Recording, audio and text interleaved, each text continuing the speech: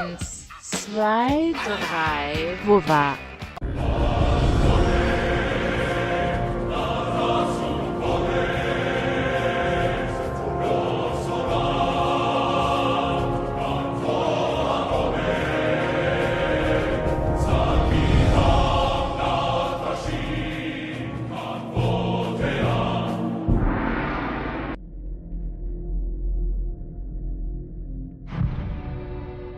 Много лет назад мой дед охотился на тех, кто одержим проклятием. Но одну тварь он так и не смог поймать. Самую грозную. Макапичу. Это был страшный зверь, и мой дед не сумел его одолеть. И вот годы спустя на эту гору явились шахтеры. В шахте случился завал, проклятие вновь пробудилось. Десятки людей остались без еды, без света, и в этой тьме родился голод. Люди отдались во власть чудовищного желания, обезумели убийцы, каннибалы, пожиратели человеческой плоти. Если убьешь это чудовище, освободишь дух, он будет кружить над горой, как зловещий ветер в поисках новой жертвы. Не надо убивать их, я пробовал. Их можно только ловить, дразнить огнем. И спустя столько лет, спустя много лун и много охот, Макапичу по-прежнему бродил здесь. Он был неуловим, недосягаем. Но однажды ночью, год назад, я все-таки поймал его на прицел. Но в лесу мы были не одни. Пока я шел по следу Макапичу, он преследовал кого-то другого. Макапичу сбросил ваших друзей с горы. Я ничего не мог сделать. Я не сумел спасти их. Зато смог отомстить. Я выследил проклятого Виндиго и предал его огню. Макапичу издох.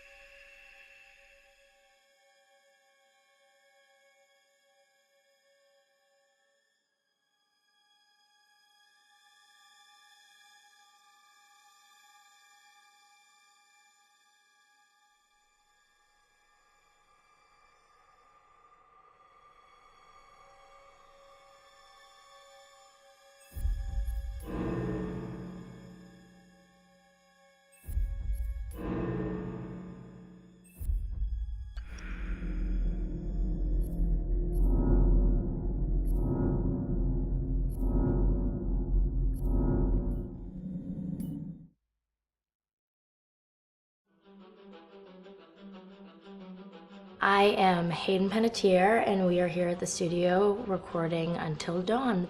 My name is Rami Malek, and I played Josh. My name is Megan Martin. My name is Brett Dalton. My name is Antonella Lentini, and I played Hannah and Beth. My name is Jordan Fisher, and I play the character Matthew, Matt for short. I'm Nicole Bloom, and I play Emily in the game.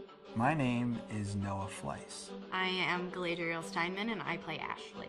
So Until Dawn is the story of 8 teenagers who revisit this cabin in the woods about a year later after a really traumatic experience where I've lost 2 of my sisters, so coming to kind of get some closure in that respect. One of the things that Larry does really well is make these multi-layered characters, and I think for just the story in general, it follows the quintessential horror film plot lines, but the characters are so unique in themselves, and I think that's very cool. Oh, yeah, this was the right thing to do. What? You know, getting everyone together on the anniversary. I mean, Josh seemed really pumped about us all doing something, didn't he? Yeah, no, he definitely did. I haven't seen him so excited about something in forever. Good, good.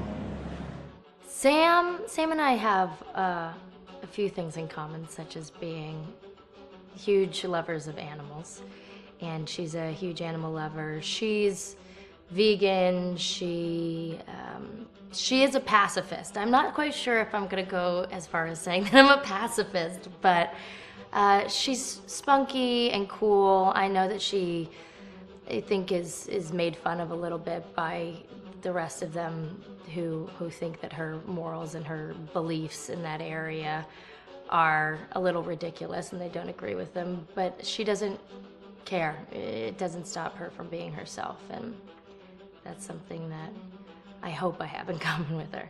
You know, he definitely can be depressed at some times and a bit of a loner, but he takes some solace in one of his sister's friends, Sam, played by Hayden Panettiere, and invites everybody back to the same house the next year to kind of find some closure. Jessica she has a whole lot of personality. She is definitely the sort of mean girl character that, you know, at school she knows she's pretty, she knows that boys like her, and she's gonna use it to her advantage. He's got a big heart, and you can tell that that's very evident, especially how he treats his girlfriend, Emily, and, you know, he's kind of a meathead, but in the best way possible. She really knows what she wants, and she manages to get that from whomever it is, whether it be Matt or Mike. You know, she's really driven, and I can definitely relate to that. My character is Chris, and he is what society might consider the nerd of the group, and he kind of embraces it. Ashley she's a little more serious than some of the other girls. She's definitely very intelligent and thoughtful. She kind of looks at the whole big picture of things. She's not quite as geeky as Chris, but they connect in a lot of ways. Mike is like big guy on campus. He's the class president who has some charm and has a brain, and I don't know, people seem to like Mike. He gets away with a lot, though. He can be kind of jerky. The fact that he really just kind of wants everyone to be happy, and he's a people pleaser, and I can definitely attest to being, you know, that guy. I'm always the friend that wants everybody to be happy and wants everybody to be taken care of, and that's definitely Matt. But also, like, this character is just so fun. I rarely get to play the bitch, and so it was really fun to do that. The spirit of things, seriously, what's wrong with you? I'm just trying to lighten the mood, Em. Don't be like that. Like what? The way you're being. You always get like this. I just think this is just the coolest thing to be a part of, and I just think it's going to take the world by storm. I really do. I think this genre is the wave of the future, and I think that once people see the potential behind it, of getting to interact with the drama that you're witnessing unfold in such a realistic way, that this is how entertainment's going to be from now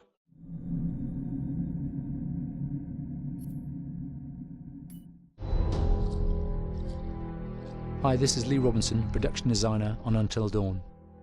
The production design for Until Dawn started with the great teen horror script that sets the characters in a Canadian winter mountain lodge, being a contemporary setting with visual clues derived from classic films of that genre, such as Hitchcock's Psycho and Stanley Kubrick's Shining. The storyboards are vital to the production design as it allows the designer to understand the scale of the environments to be made and the detail that would be seen to create the atmosphere of a horror. This took us into concepts that took these storyboards further, visualizing the world through the color palette, the lighting, tone and the mood, and developing key locations such as the lodge, the cable car stations, the forests themselves, the wilderness. As you can see, the environments and atmospheres change quite a bit from warm and inviting to cold and threatening. The Millionaire's Mountain Lodge was a key example. It was designed to be made from nearby stone and timber, embedding it into the landscape, with a contrasting and contemporary interior needing to be opulent and extravagant. We created dark and claustrophobic corridors with ominous and large open spaces, almost cathedral-like in size, and with huge structures to silhouette and dwarf the characters within, providing a labyrinth to explore and wander. Each character was developed with a strong visual identity in mind, with contrasting colours, tones and silhouettes to identify them, each to have their own texture, pattern and shape, so that when they were lined up you could always identify them.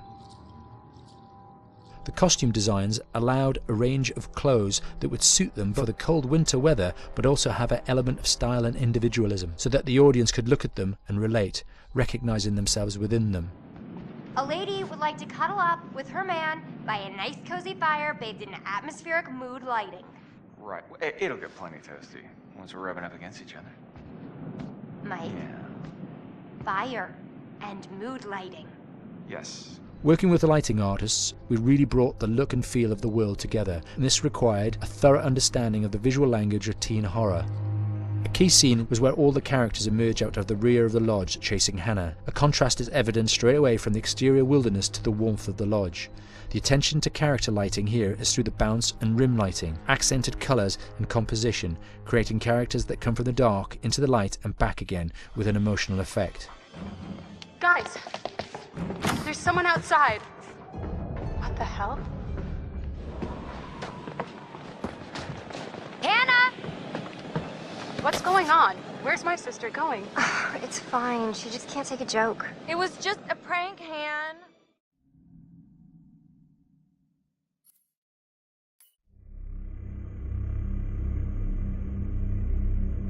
Until Dawn is a game that's full of horror, and one of the things we decided to do early on was to take a scientific approach to how scary it was.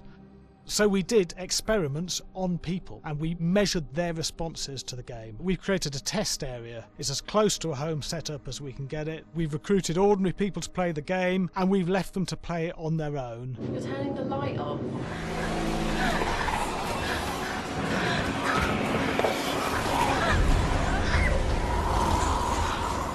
The only difference is it's rigged with cameras and microphones that relay the data through to the next room where people are watching them play. Bracelet here we use for biometric testing. It measures the player's emotional response. It's called a galvanic response sensor. It makes contact with the user's skin and it measures the electrical conductivity across their skin. It's the same principle as an old-fashioned lie detector. When you're stressed, you sweat a little, very sensitive, and picks up tiny changes if the player's feeling anxious or scared. That data's fed back to a testing team, it comes through as a graph. I'm so sorry.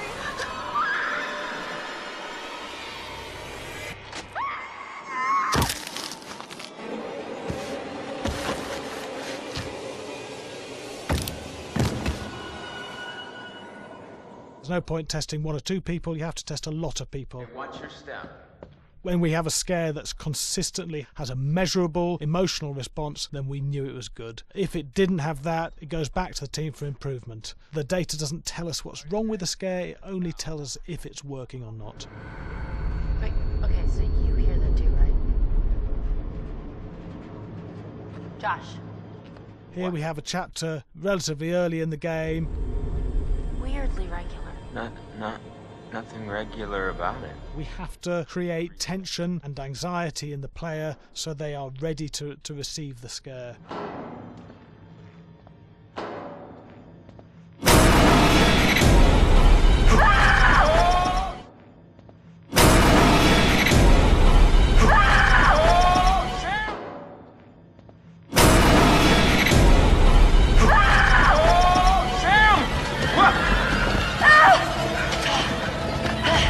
Give the player time to recover, to cool down, to calm down, and then start building the tension again before we do the next scare.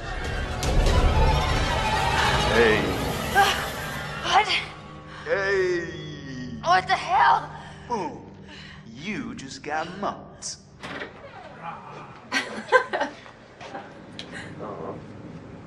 Yeah, I have such an adrenaline high from that game. There's two things we found. One is we could look at the scares, analyse if our expected scares were working effectively. Were people shrieking and covering their hands, or were they getting an emotional response from it? And being scientific about it means that we strip out people's opinions about whether things are working or not. We've got data, and we look at the data. If it's working, we're happy with it. Really scary.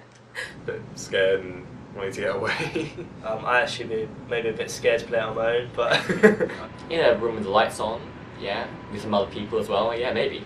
But because I'm a scaredy cat, I would play with someone in the room and the lights on. It was one of the scariest games I've played in a long while.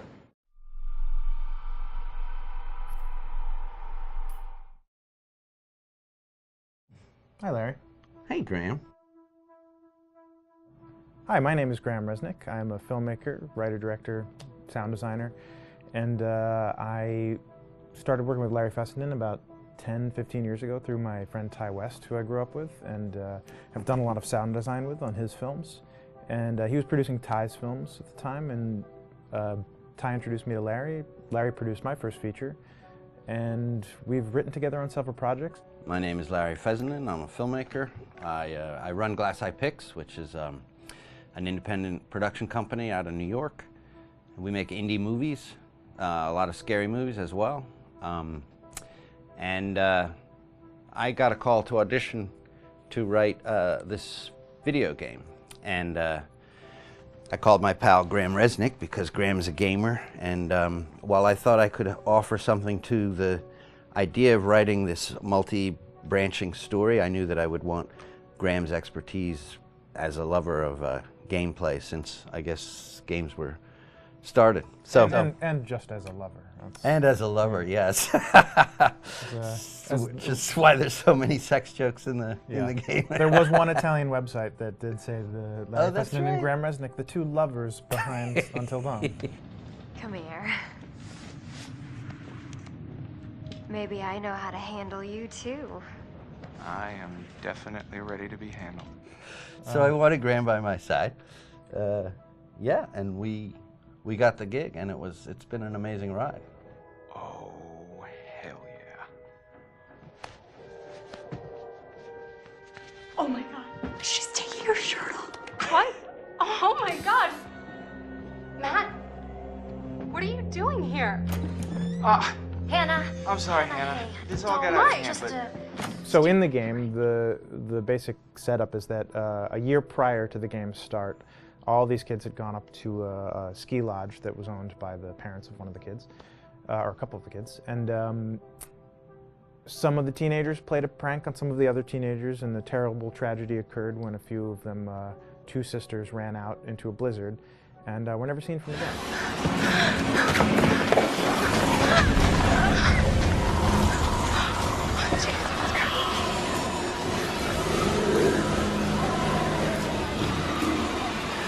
So now, a year later, this is kind of torn apart, this group of friends. They've gone through some trials and tribulations in the past year. The brother of the two girls has had a lot of psychological issues, and to kind of help him cope and help them all get over it, they all returned to the lodge a year later, back up on the mountain. And the idea is to get over it, but... the healing does not begin.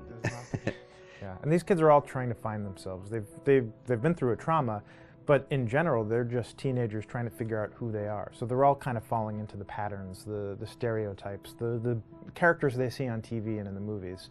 I think we were very interested in taking genre tropes and kind of making them sort of refresh them.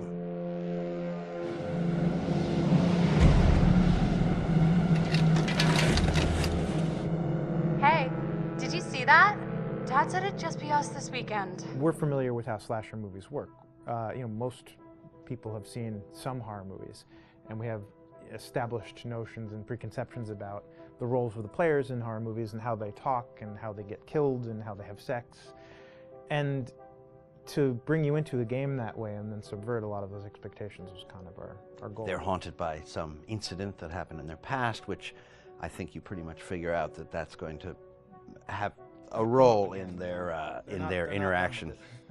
Yeah, so I think what was fun was we take some sort of stock characters and we try to give them some shape, but at least at the beginning they're recognizable in the way of groups of friends. There's, the jock and the bitchy girl and the rivalries between everyone. And oh my gosh, and really fun characters too. Like we just had so much fun living in the minds of these characters through writing the script. What do you think? Jesus! It was fun. I think we were looking to get that kind of banter that you Yeah. see both in movies, but also that you absolutely have with friends, and sort of those inside jokes. And of course, as writers and as friends ourselves, we sort of developed little tracks, and we try to give the characters that kind of vibe.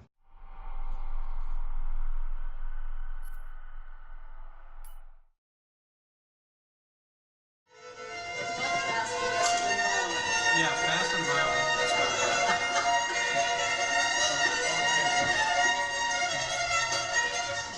All right, from the top.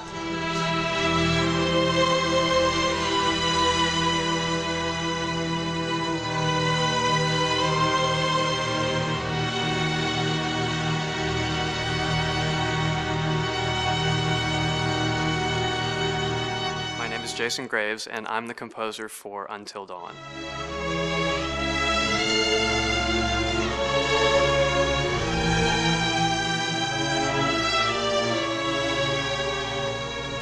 I've been involved with Until Dawn for about a year now. Originally, I was contacted by Barney Pratt, the audio director. I think that had something to do with my lineage of horror games, and hopefully not the fact that my last name is Graves, although a lot of people seem to associate my name with scary music.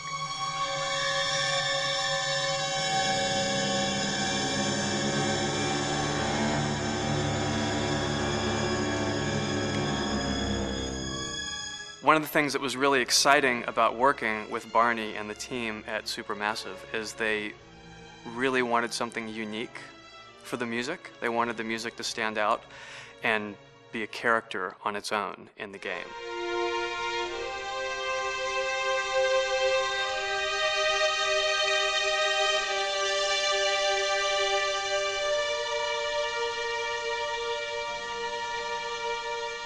When I'm first starting on a new score, and it doesn't matter if it's film, television, or games, I always end up going to the main theme. Sometimes the developer or producer isn't even necessarily interested in the main theme at the beginning. I just want to do it for myself, because for me, the main theme is the identity of the game. It establishes the mood, the atmosphere, and the character of the music, and how it's going to be playing in the background. And that's what we did with Until Dawn. That was actually my demo pitch to Supermassive Games. I put a main theme together, recorded all the instruments at my studio, and sent it to them. And they liked it. We actually ended up recording that exact theme, all the instruments and everything, live here at Ocean Way, probably 9 months ago. And that's what we've been using in all the demos for the game, and that's the final version of the theme that is the main theme that you'll hear on the menus and in some key pieces of gameplay.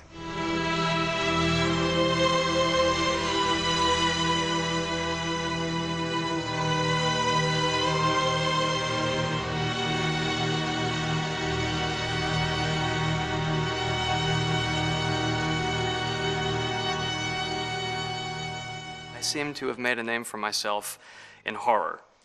And there's something about scary music, I think it's maybe the lack of rules, The biggest rule in scary music is there are no rules, so you can do anything you want, and actually, if you end up doing things that don't feel like they would work out together, they kind of clash, and it ends up being even more effective for scary music.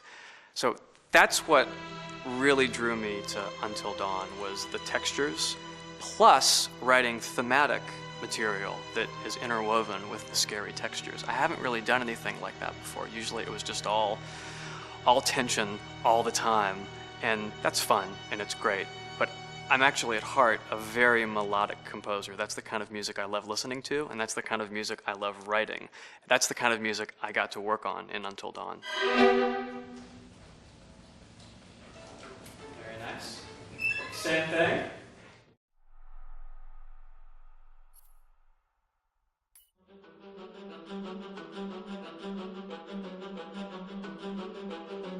My name is Will Biles, Executive Creative Director of Until Dawn. The first part of getting a believable facial performance in-game is to capture, topographically, the actor's range of emotional expressions as separate versions of the same head. Every tiny nuance gets digitized and merged, effectively creating a model that can recreate every facial movement that the actor makes. Once the topography has been recorded, the actor's performance itself can be captured by using a predetermined set of marker points, drawn precisely on the face, and a high-def helmet cam, wirelessly linked to capture devices. The camera is the small box where it looks like the microphone should be. Outro Sam. Mark. It records in high def the movement of the dots throughout the performance that will drive the expressions captured earlier. Unlike other systems, this form of capture is far less lossy because there are fewer interpretations between performance captured and performance rendered finally in-game. The audio is also recorded via two separate lavalier mics attached to the helmet. It takes a while for the actors to acclimatize to carrying around the recording devices and the helmet cams, but very soon the shoot becomes similar to any other effects shoot or a green screen shoot. The actors in these scenes are only recording facial animation, but use cursory body movements for pacing. Wait, and maybe we should all stick together and find everybody and make sure that we're all okay, so... 1-1, the year before the prank. Take 2, Mark. Other than the other actors, they have to use their imagination for everything and everywhere that they are supposed to be seeing and feeling. Idiot! So dumb! From a hot midday studio in Los Angeles to a freezing midnight mountain in British Columbia.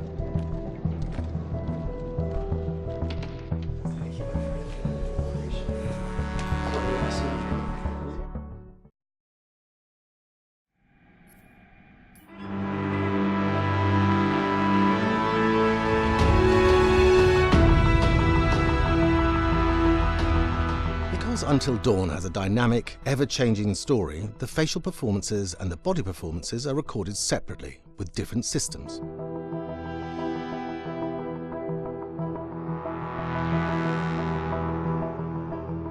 With the body capture, we use reflective bead suits and an infrared camera matrix system that drives the CG bone hierarchies in our character models. These performances cover everything from character locomotion, scene-specific performances and stunt work, most of which was recorded at studios in Pinewood and Shepperton, near London. Anna! Hello? Combining all the elements seamlessly in the final game becomes a formidable editing and logistical task. Every variation, both physical and emotional, must be combined in these multi-edits. Scaffolding props have to stand in for the sets, because the hundreds of infrared cameras have to be able to see all of the reflective beads on the actor.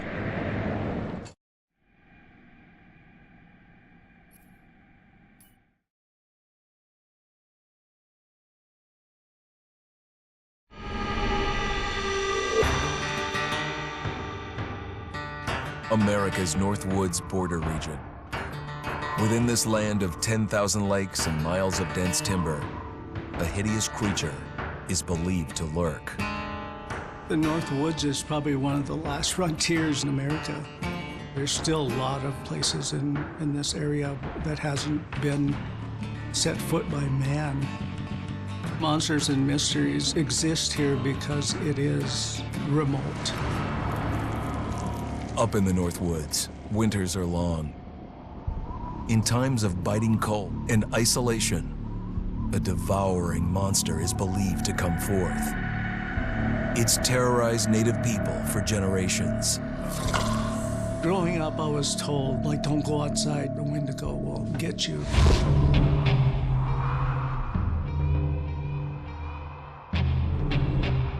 Among the traditions of the northern Algonquin tribes is the Wendigo, a monster that can seize hold of a person to carry out its hunger for human flesh.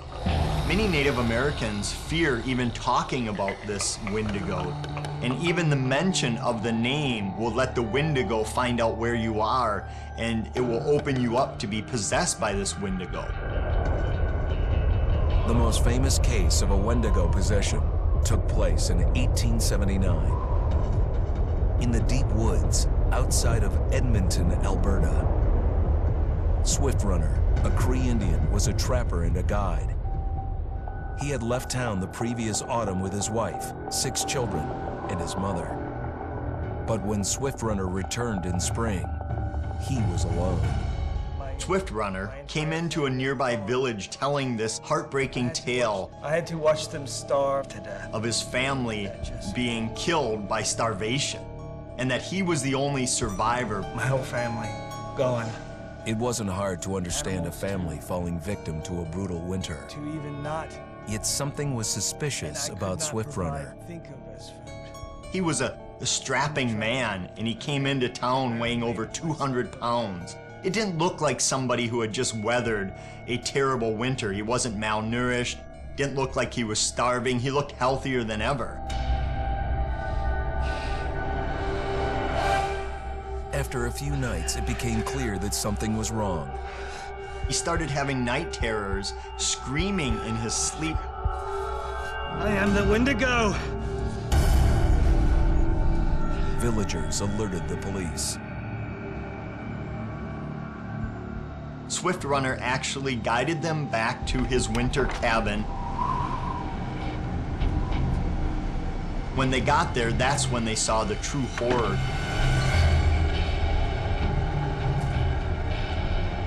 Human skulls were scattered around, many bones, some of which had been snapped in half, and the marrow inside had been drained. They had never seen anything like it. Swift Runner had killed his entire family, shooting them, hitting them with an axe, strangling, and then eating most of their bodies.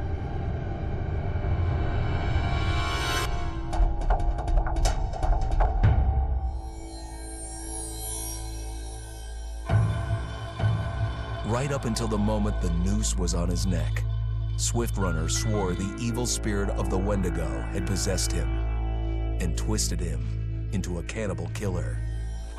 When he was on the gallows, Swift Runner himself said, "I am no longer a man."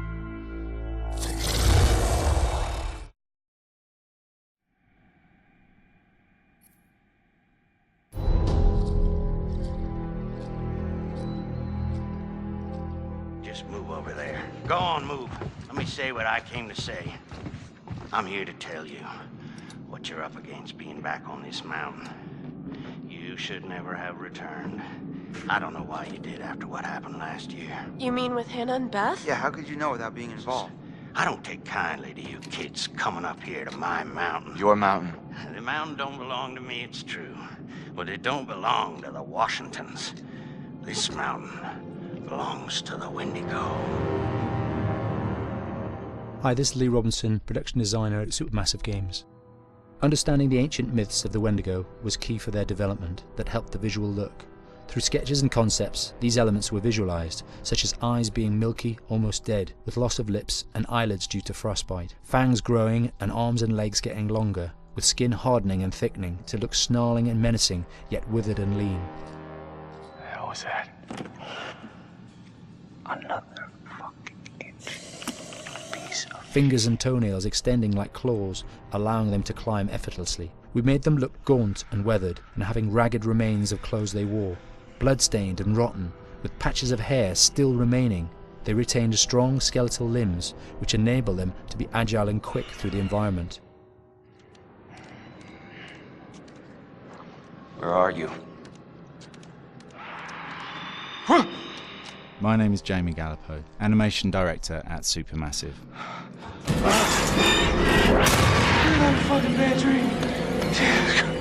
The overall direction on the creature was to be very strong, to be extremely fast. We wanted a spider-like movement to the creature. 1 minute scampering to leaping and then crawling, almost instantaneous. And finally, we wanted the creature to have this real, uncontrollable thirst for flesh.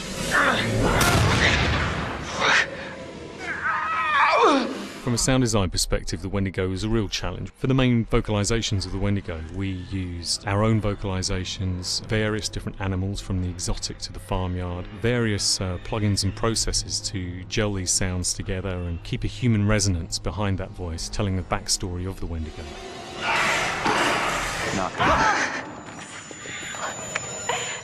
During the chase sequences, the anger of the Wendigo is felt by encircling breaths, screams and screeches that essentially chase you as you're being chased by the Wendigo.